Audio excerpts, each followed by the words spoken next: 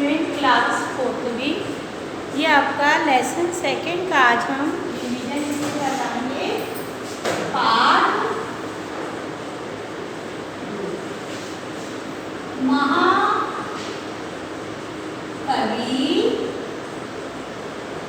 कालिदास।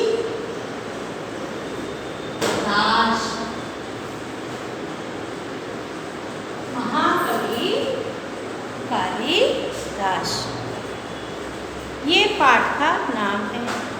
आपने पिछली क्लास में इस पाठ को पढ़ा भी था। आज हम इसका पुनः रिवीजन कर रहे हैं। महाकवि कालिदास।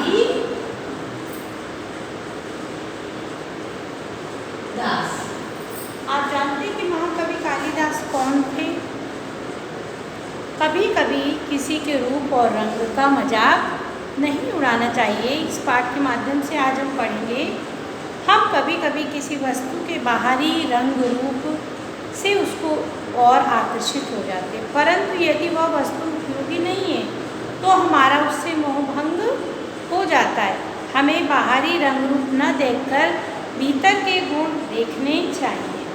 ये कहानी प्राचीन समय की है। राजा के दरबार में विद्वान व्यक्तियों और कवियों का बहुत सम्मान होता था। ग्रीष्म ऋतु चल रही थी, अर्थात गर्मी की ऋतु, और जेठ का महीना था जिसमें बहुत अधिक गर्म होती है। गर्मी से लोगों का हाल बेहाल कर रखा था, साथ ही पशु पक्षी भी व्याकुल थे। गर्मी ऐसी पड़ रही थी कि इस गर्मी से राजा महाराजा भी अछूते नहीं थे। उज्जैन के राजा विक्रमादित्य संस्कृत के महाकवि कालिदास राजमहल की एक कक्षा में बैठे थे। शेष नवरत्न अपने अपने घरों को जा चुके थे। ये वे ही विक्रमादित्य थे जो अपनी वीरता न्यायप्रियता के लिए हमारे इतिहास में प्रसिद्ध हैं। उनकी न्यायप्रियता की कहानियाँ आज भी बड़े चाव से सुनी जाती हैं। मेघदूत, रघुवंश, अभिज्ञान शाकुंतलम के रचयिता कालिदास को कौन नहीं जानता। राजा और महाकवि गर्मी से बेहद परेशान थे। दोनों के शरीर पसीने से लथपथ थे।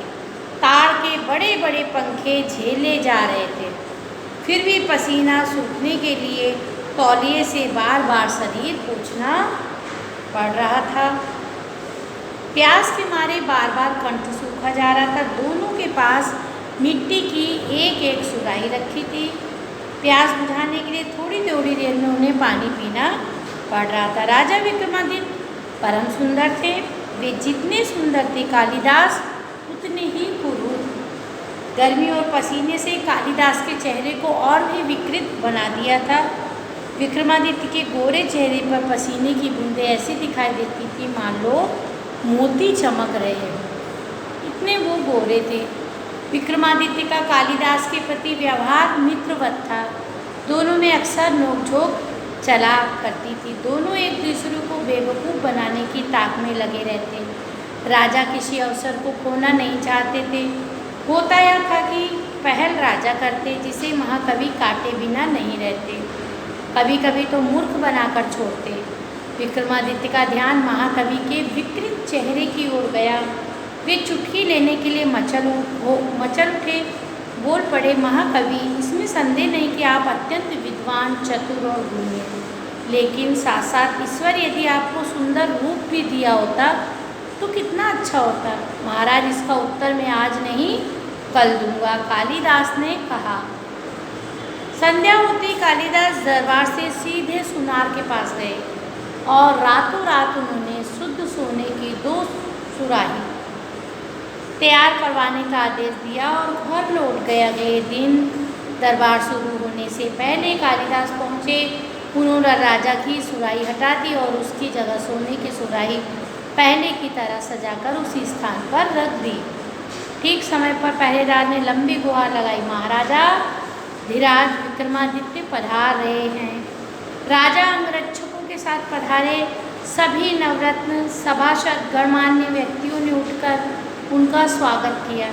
राजा ने सिंहासन पर बैठकर सभी का अभिवादन स्वीकार किया। कल की तरह आज भी गर्मी थी। पंखे तेजी से झाले जा रहे थे, लेकिन उनकी हवा में गर्मी थी। कार्रवाई शुरू होने से पहले राजा को प्यास लगी तो उन्होंने पानी के लिए संकेत किया। सुराही से पानी उड़ेल कर एक सेवक ने गिलास भरा। पानी होठों पर लगते सेवक पर बढ़कर, क्या सुराही में उबला हुआ पानी भरे हुए हो? सेवक की घिघी बंध गई। कालिदास ने तीर तेजी से आकर सुराही का कपड़ा हटाया। सोने की सुराही देखकर सभी दंग रह गई। यह क्या? सुराही सोने की? सभी उसकी सुंदरता का गुणगान करने लगे। कोई उसकी असली सोने की, कोई उसकी गढ़न बनावट, कोई उसकी नक्काशी की तारीफ करने लगा। राजा विक्रमादित्य एक सांस में बोल गए, हद हो गई। पानी भी कहीं सोने की सुराही में रखा जाता है? कहाँ गई मिट्टी की सुराही? सोने की सुराही यहाँ किस बेवकूफ़ ने रखी है? पास में खड़े कालिदास ने शांत स्वर में कहा, यह बेवकूफ़ मैं ही हूँ श्रीमान। महाकवि आप? जी हाँ महाराज, सोने की सुराही मैंने ही रखी है। आप सुंदरता के परम पुजारी हैं ना। कल मेरी दृष्टि मिट्टी की सुराही पर चली गई। वह बेहद ढूंढी बसूरत लग रही थी। मैंने सोचा, सुंदरता के पुजारी के पास भद्दी सुराही किस बेवकूफ़ ने रखवाई। सो हटाकर मैंने शुद्ध सोने की सुराही रख दी। क्या ये अच्छा नहीं? इतना कहकर वे चुप हो गए। महाकवि का व्यंग राजा समझ गए। उन्होंने महाकवि से क्षमा मांगी। दरबारियों में कानाफूसी होने लगी, पर कोई उस घटना के कारण को समझ न पाया। तब राजा की अनुमति से महाकवि ने संक्षेप में बता दिया तो दरबारी भी हंसे बिना न रह सके। इस पाठ के अब आप लिखेंगे शब्दार्थ। शब्दार्थ लिखो।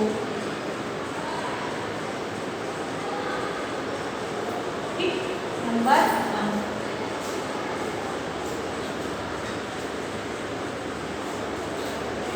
देखिए पहला प्रसिद्ध, इसका अर्थ लिखना है आपको कुरूप, इसका भी अर्थ लिखना है वशुवत और पुजारी अर्थात भक्त, ईश्वर की पूजा करे। क्षमा मतलब माफी। ठीक। सेकंड नंबर,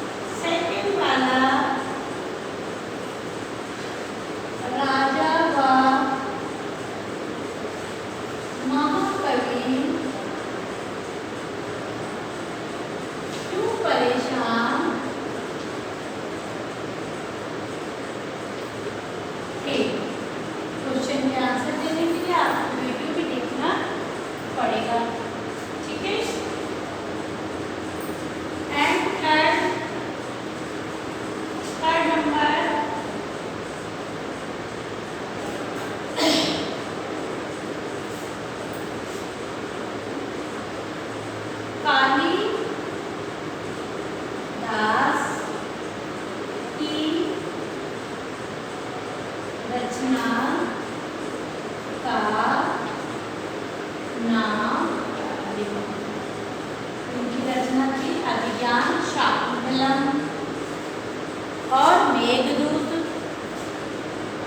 रघुवंशम और अभिज्ञान शाकुंतलम, 3 रचनाएं थी। थर्ड नंबर है